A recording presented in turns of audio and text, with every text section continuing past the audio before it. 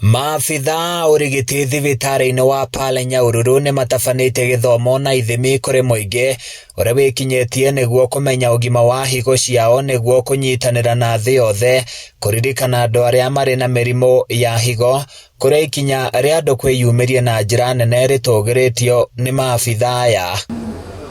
Priscilla Wambui murigitani wa mirimu eno atarire na kuga mahinda maingi mirimu eno inyitaga andu ni undu wa mirire miuru, unyui wa njohi, ugucia wa thigara na kwaga kunyua mai maingi uria kwagereire gatagati-ini ka mangi. Rĩrĩa twarĩrĩria ũhoro wa higo rĩ, mathĩna marĩa makoragwo thĩinĩ wa higo rĩ, ĩkoragwo ĩgayanĩtio maita merĩ. Nĩ kũrĩ kĩndũ gĩtagwo acute kidney injury, nĩ ĩrĩa o ũrĩa gweta ũhoro wa acute nĩ kuga ũndũ ũcio ũkaga na ihenya, no wega wayo rĩ, acute kidney injury rĩ nĩ reversible, no ĩhote ku reverse back na ĩkaruta wĩra ũrĩa kwagĩrĩire. Augite harĩ bata andũ metĩkĩre kũrũmĩrĩra njĩra itiganĩte cia gwĩthema na mĩrimũ ĩno na kũhĩmbĩria ithimi cia mahinda kwa mahinda amu ngarama ya ũrigiti ĩkoragwo ĩrĩ igũrũ. Nĩ kũrĩ kũharwo na gũtahĩka kuria gutumaga mundu ate mai maingi mwiri-ini. Kindu kingi kingirehe acute kidney injury ni infection, kura muno kana dawa fulani.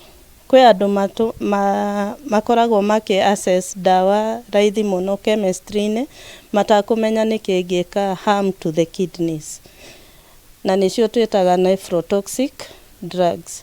Akiuga makoretwo muhari-ini wa mbere gutabania ciikaro cia mathomo matura-ini amu muoroto wao ni kurigiriria muingi kugomerwo na gutorio ni mirimu ta ino. Wathondeka the underlying cause ri ni ukugiririria gukinya to dialysis. Ni undu acute kidney diseases ithiaga ika advance igathie kwi chronic kidney diseases. Koguo no nginya wa mbere twimenyerere na mirire itu, twimenyerere na tukahota gwikaga screening early. Aria mateithĩkĩte na ũtungata ũcio ni makenete. Riu kiria ingihota kuga kana kuria ni muthuri wothe ungihota gukorwo no akinye handu he kurorwo higo, urorwo menyeke mbere, no uko ari wega makiria. Angikorwo ni mwana kana mutumia arorwo amenyeke mbere, ni wega makiria. Handũ-inĩ ya Kameme TV kuma Nyahururu kaunti-inĩ ya Laikipia, niĩ njĩtagwo Francis Mwangi wa Wawĩra.